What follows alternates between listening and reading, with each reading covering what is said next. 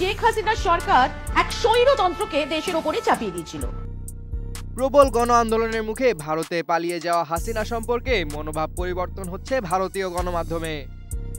এতদিন হাসিনার গুণ কীর্তন করা হলেও তিনি যে আসলে রক্তপিপাসু স্বৈরাচার ছিলেন সেই বয়ান ভারতীয় গণমাধ্যমে আসা শুরু হয়েছে।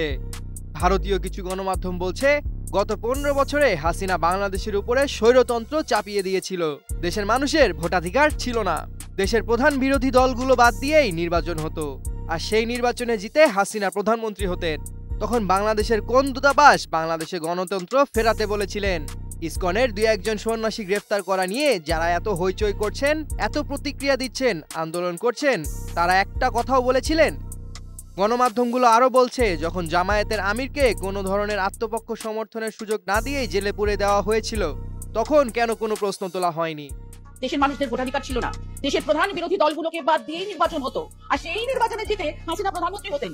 ভারতের একজন সাংবাদিক অর্ক ভাদুরী সম্প্রতি হাসিনার বিরুদ্ধে সোচ্চার হয়েছেন।